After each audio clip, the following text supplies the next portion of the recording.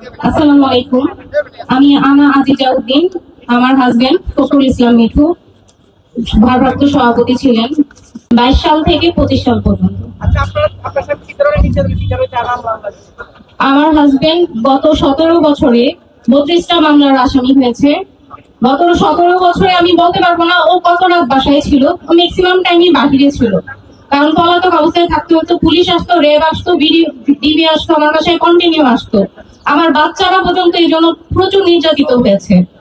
আমি ভাষায় প্রকাশ করতে পারবো না আমার হাজবেন্ড কি পরিমাণ নির্যাতিত হয়েছে।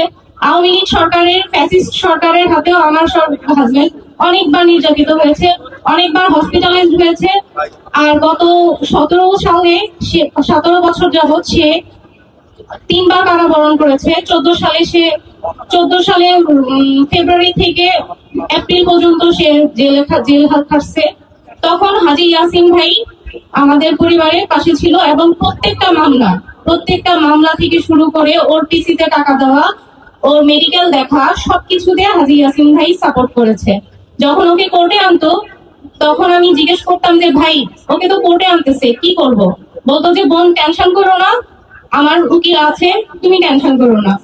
যখন 18 সালে খালেদা জিয়াকে অ্যারেস্ট করা হয়, এর 2 দিন আগে আমার হাজবেন্ডকেও অ্যারেস্ট করা হয়। তখন আমরা সবাই অনেক ভয় পাইছি যে খালেদা জিয়াকে অ্যারেস্ট করে ফেলতেছে, এর আগে আমার হাজবেন্ডকে অ্যারেস্ট করে ফেলছে, তো আমার হাজবেন্ডকে হয়তো গুম করে ফেলবে। কিন্তু হাজী ইয়াসিন ভাই এবং ওনার প্রতিনিধিরা আমাকে অনেক সাহস দিয়েছে। আমি ওনার প্রতিনিধি একজন আছে সাজ্জাদ ভাইকে আমি ফোন দিলে ভাইয়া হাসা দিত, বলতো যে ভাবি টেনশন করেন না, আমি আছি, আমরা আছি, কোনো টেনশন করবেন না। ভাইয়া আমি ফোন দিতাম, ভাইয়া ওরে তো রিমান্ড ঘোষণা করছে, ভাইয়া বলতো যে ভাবি টেনশন করেন না, আমরা আছি। ভাইয়া ওর নামে তো মামলা আরেকটা লাগাই দিছে। ভাইয়ারা বলতো, বা ওনার প্রতিনিধি আরেকজন আছে কাছেরা বলতো যে টেনশন করেন না ভাবি, আমরা আছি, কোনো সমস্যা হবে না, আমাদের উকিল থাকবে। আমি উকিলকে ফোন দেওয়ার আগে ওনারা সবাই উকিলকে ফোন দিয়ে কোর্টে হাজির রাখতো। আমি কাউকে সাথে কন্ট্যাক্ট করার আগে ওনারা সবাই হাজির থাকতো যে না, ছাত্র দলের কর্মীরা আসতেছে, আমরা সবাই পাশে আছি, কোনো সমস্যা হবে না ইনশাল্লাহ। এভাবে প্রতিটা সেক্টরে আমি জানি কেউ বুকে হাত দিয়ে বলতে পারবে না যে হাজী ইয়াসিন ভাই কোন নেতাকর্মী এবং কোন নেতাকর্মীর পরিবারের প্রতি উনি অন্যায় করেছে বা ওনারা জেলে গেছে আর ওনাদের খোঁজ খবর নেয় নাই, এটা কোন ছাত্র দলের নেতাকর্মী বলতে পারবে না।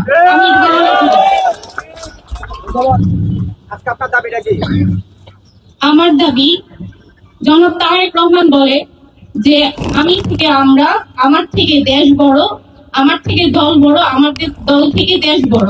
তাহলে আমাদের দাবি হচ্ছে গত 17 বছর যে বট বৃক্ষের ছায়া হয়ে আমাদেরকে হাজী ইয়াসিন ছায়া দিয়ে রাখছে পুরা কুমিল্লা 6 আসনের প্রত্যেকটা নেতা কর্মীকে, তাহলে আজকে কেন সেই বট বৃক্ষকে উপড়ে ফেলা হচ্ছে?